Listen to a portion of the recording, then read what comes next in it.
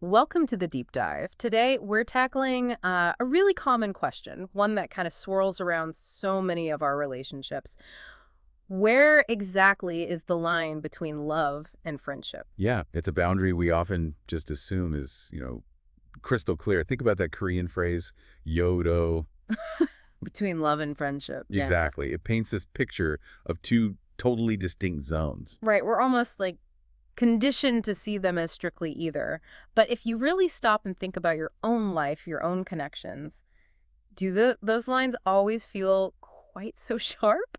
Probably not for most people. So our goal in this deep dive is to kind of explore that fuzziness. We want to look at some ideas suggesting love and friendship might actually be far more connected than we tend to realize. hmm And it's likely, that you've felt this fluidity yourself, even if it's sometimes hard to pin down with words. Absolutely.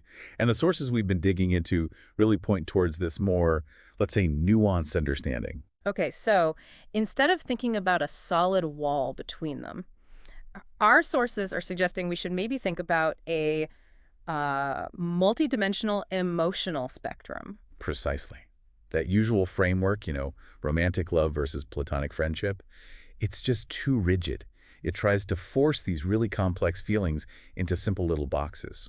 So it's not just a straight line from friend to lover, but maybe more like a map Mhm. with different dimensions like intensity, commitment, intimacy maybe.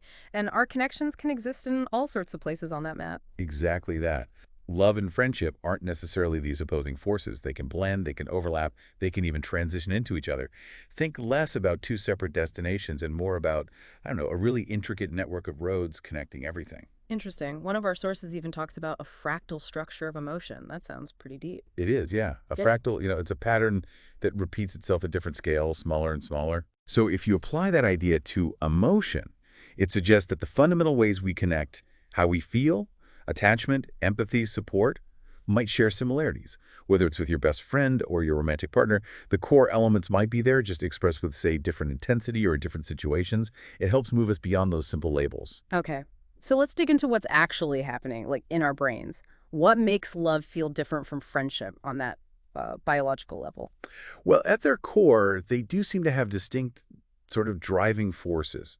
Love often involves a really strong passion, right? A sense of really wanting to be with that person, maybe possessiveness too, and this idea of self-expansion. Self-expansion. Yeah, that feeling that your world, your own identity, is actually growing and getting richer through your connection with the person you love. Ah, okay.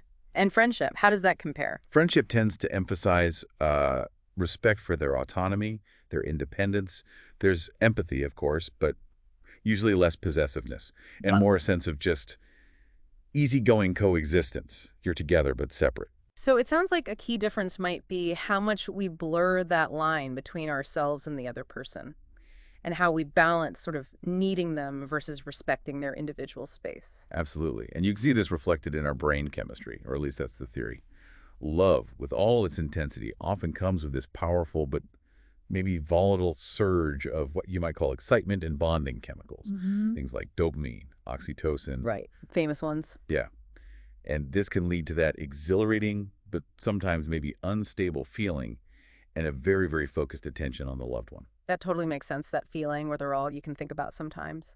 What about friendship then, chemically speaking? Friendship seems more linked to the brain fostering a kind of consistent sense of calm and connection. It uses different, though sometimes overlapping, chemical pathways. Often involves serotonin, which is linked to stability, and also oxytocin, but perhaps in a different balance. It's geared more towards sustained well-being, maybe? One of our sources has some great ways of putting this. It says, love is like the climax in music, that really intense peak moment. Yes, exactly. That powerful, focused moment. Whereas friendship is compared more to, like, sustainable background music. Ah, I like that. It's always there, providing comfort, stability, but maybe without demanding the spotlight quite so much. And then there's this idea about love operating in the realm of contracts and promises. Right. Think about the explicit commitments we often make in romantic relationships. We define the relationship. We talk about the future together in specific ways. They're expectations. Versus friendship, which the source says thrives more on implicit trust. It's strong, you rely on it, but it's often just understood, unspoken. Exactly. The foundation is that reliability and that understanding that's just built up over time. usually without needing explicit agreements or contracts. Okay, now here's where it gets really fascinating, I think. Our source brings in this analogy of love as a particle and friendship as a wave. What's the thinking behind that? It sounds like quantum physics. Huh? Yeah, it borrows that idea. It's actually a pretty neat way to think about their duality. A particle, is usually seen as localized, distinct, like the intense focused nature of romantic love on one person. Mm-hmm. A wave, though, is more spread out. It can overlap with other waves. It fills space differently, maybe like the broader, more encompassing nature of friendship, which can extend to multiple people and contexts. Okay. And interestingly, just like in quantum mechanics, the idea is that how we look at the relationship, our perspective, and the context can actually influence what it seems to be. Is it particle-like love right now, or a wave-like friendship? It might depend. So these clearly aren't fixed states then, are they? Our feelings, our relationships, they're always shifting. Precisely. That's a key point. Our source really emphasizes that emotions aren't these static labels we just stick on things. They're relational dynamic structures. They're constantly in flux, changing based on our interactions, our experiences, where we are in life. And within that constant movement, there are these multi-layered emotional branching points between love and friendship. It sounds like there are just countless ways these relationships can evolve or change direction. Exactly. It's not like flipping a switch from friend to lover or back again. There are all these subtle pathways and possibilities for how our feelings can develop and shift over time. The source even mentions specifically that friendship can degenerate from love, which sounds a bit harsh, but maybe means transform from love. Yeah, maybe transform is a better word. Intense romantic feelings might settle into a deep, supportive friendship for various reasons. Right. And then the other way around, friendship can evolve and leap into love. I think we've all probably seen or maybe even felt something like that, haven't we? That shift where friendship suddenly feels like something more. Definitely. Those transitions really highlight how fluid these things can be. And of course, many strong, lasting romantic relationships actually grow from a really solid foundation of friendship first. And then in between those clearer states of love and friendship, there's this whole emotional gradient. It lists things like affectionatuthum in Korean, maybe, psychological dependence, emotional solidarity, even love without possession. These aren't just halfway points on a line, are they? No, exactly. And this is a really crucial insight from the source. These aren't just stops on some linear path between love and friendship. They're described more as potentially third emotional states, states with their own unique character, their own flavor, Okay. like love without possession, for example. That describes a deep care, profound connection, but without that need to sort of own or control the other person that sometimes comes with romantic love. It blends elements, maybe. So if we kind of zoom out again, what's the main thing we should really take away from all this? I think the core insight is that love and friendship aren't these separate endpoints or opposing forces. They're more like vibrating wavelengths within a single emotional universe. They're fundamentally connected, part of the same spectrum, and they influence each other in all sorts of complex ways. That's a really beautiful image, actually. Vibrating wavelengths. It suggests they're just different ways our basic human capacity for connection expresses itself. Exactly. The source even plays with the idea that love could be seen as really high-density, concentrated form of friendship packed with intensity. Uh-huh. And friendship, conversely, could be viewed as maybe a low-temperature state of love, offering warmth, stability, and lasting connection without that immediate burning heat. And the real difference, it suggests, boils down to the density of space and the structure of time that the relationship creates. Can you unpack that a little? That sounds quite abstract. Yeah, it is a bit abstract. Yeah. Think about it like this. Love often creates a very dense, focused space, maybe primarily between two people, right? That intense one-on-one connection. Hmm. And maybe the structure of time feels different. Intense moments, perhaps more volatility, maybe focus on a shared future in a specific way. Like that short, hot, central fire metaphor. Okay, I see. Intense, but maybe contained. Right. Friendship, on the other hand, tends to create a broader space. Mm-hmm. We usually have several close friends. It involves a wider network. And the time structure feels different, too. It's often about longevity, stability, shared history, less about intense peaks, perhaps. More like that broad, long-lasting geothermal heat. It warms a larger area over a longer period. That's a great contrast. Central fire versus geothermal heat, both vital but different. Exactly.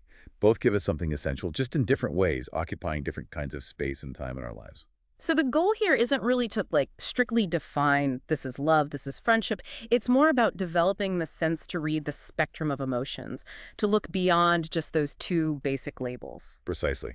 It's about recognizing the subtle differences, the nuances, all the different shades of connection we experience in our lives.